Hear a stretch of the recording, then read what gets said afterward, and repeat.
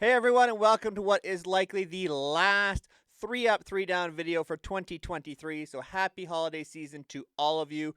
And to round out the 2023 year, I thought we'd take a look back at the season and look back at some of my predictions and see how they turned out this season in a segment we like to call Shane Right, Shane Wrong. Let's go. Where Shane was right. From my early season prediction show, I had the Minnesota Twins winning the AL Central. Remember back at the start of the year when everybody thought Cleveland was kind of showing that young upstart team? Not me. I thought the Minnesota Twins could upstage them in the American League Central. I really liked their pitching with Sonny Gray and guys like Joe Ryan and the big trade for Pablo Lopez.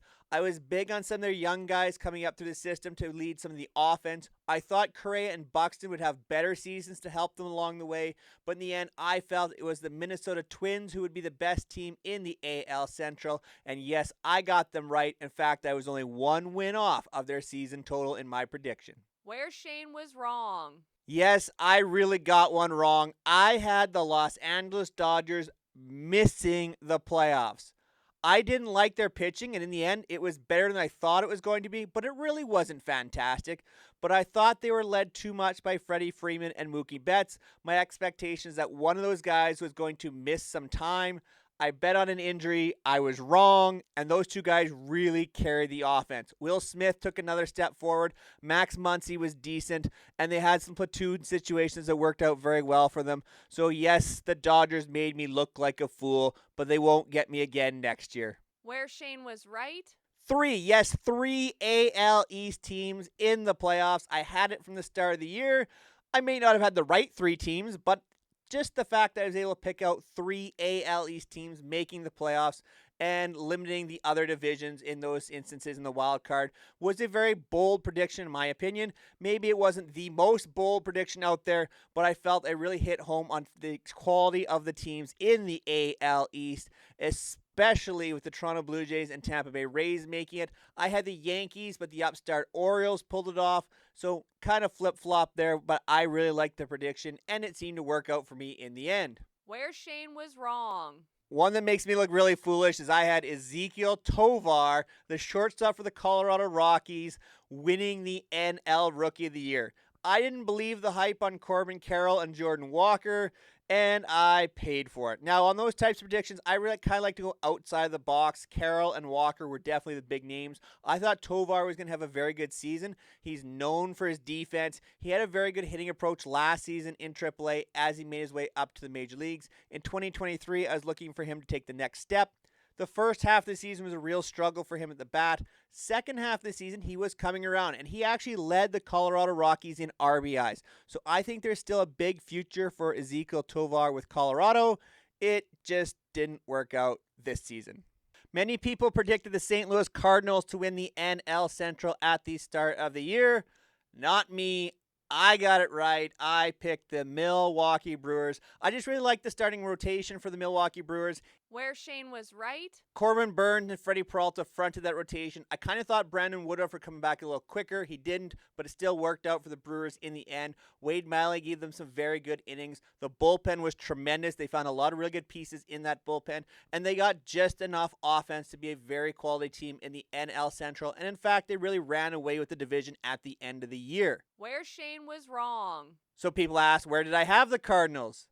I had them finishing in a playoff spot, and clearly that didn't happen. The reason I had the Brewers over the Cardinals was the starting pitching. I thought the Cardinals' offense would be able to overcome that at times, and the Cardinals would get some quality innings because they had some starting pitchers who were known for giving quality innings. They weren't the biggest strikeout guys, but they were known for eating up some innings. That didn't really work out in St. Louis, and the offense kind of fell off and regressed from the year before with some top guys. Now, there were some breakouts for them. Guys like Nolan Gorman took a step forward, but they just couldn't overcome the starting pitching and pitching depth just in general to make it into the playoffs. So, yeah, I got that one wrong. Where Shane was wrong. I also made bold predictions for players, and yes, I got some wrong this year on guys I expected to break out. Now, a couple I'm not too concerned about. Ryan Pepio, I picked to break out with the Dodgers. He didn't have enough innings. He was very good, but he just didn't have enough innings for me to think he really broke out. And Nick Lodolo kind of got roughed around, but he was hurt the vast majority of the season, so I kind of washed those aside. The two guys that I felt I really got wrong, Brian De La Cruz, who, yes, led the Marlins in RBIs, had a lot of power with him a season, but finished with a 92 OPS plus and a negative WAR. That's not good enough to be considered a breakout, so I definitely missed on Brian De La Cruz. And the other one I really missed out on was catcher Corey Lee. I thought Corey Lee was going to be a very good prospect for the Astros in their system and was going to take over from Martin Maldonado throughout the season. That did not work out. Lee did not have a good season for the Astros and actually ended up being traded to the White Sox at the deadline. Yainer Diaz is the guy that took that step, and it looks like he pushed Martin Maldonado out by the end of 2023. So I didn't feel so good about that one. So 2 that I'll chalk up to injuries, 2 I'll chalk up to, yeah, I definitely got them wrong. Where Shane was right. 5 guys, though. 5 guys I got right. Kick it off. Jack Suwinski of the Pittsburgh Pirates. I definitely hit on. Had a really terrific breakout season, in my opinion. In 144 games, Suwinski put up 26 home runs, 74 RBIs. The average and on base weren't great, but definitely some slug. A 115 OPS plus, 2.2 WAR. His first true full season in the major leagues. Yes, he was very streaky, but Jack Suwinski took a big step to becoming a legit major league power threat in 2023. The other offensive guy is the best hit I had all year. 20 home runs, 20 stolen bases in 106 games, a 297 average, a 138 OPS plus, 4.3 WAR. It's a guy you don't even know, Nolan Jones of the Colorado Rockies. He came over from Cleveland and flourished in that outfield in Colorado. And it wasn't just the bat. He was tremendous with the bat. A 2020 season is incredible, but the fact he put up 19 outfield assists and a 10 defensive runs saved really shows that Nolan Jones exploded on the scene in Colorado, and I think is going to be a legit outfielder for the Rockies for many years to come. On the pitching end, I had one guy who was very up and down, but I still think really broke out as a reliever, and that is A.J. Puck of the Miami Marlins. I predicted that Puck would be the closer for the Marlins by the end of the season. That didn't quite work out, but he had a lot of real good stretches for the Marlins and picked up quite a few saves for them as well in that closer's role. Puck in 57 innings, a 3.97 ERA, put up 15 saves, 0.6 WAR, 1.13 ERA plus. He had 78 strikeouts in 57 innings. I definitely think this is a breakout for the young lefty reliever. Speaking of breakouts for starters, I hit on 2 big ones in my opinion, 2 all-stars, Josiah Gray and Mitch Keller. I think they took a huge step, and I definitely got right in terms of the breakout season. In both cases, they starred in the first half of the season and kind of faded in the second half, so they weren't my top guys like Nolan Jones, but yes, they had very good years. Josiah Gray in 159 innings, 3.91 ERA, 80 walks, which was still a bit of a concern, 143 Ks, a 1.10 ERA plus, and a 3.2 WAR.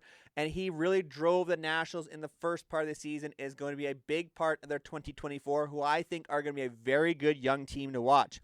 For Mitch Keller, 4.21 ERA really ballooned in the second half. He put up a career-high 13 wins, 55 walks, but he broke 210 strikeouts. He had a 3.80 FIP as well to keep in mind. 105 ERA plus, 2.9 WAR.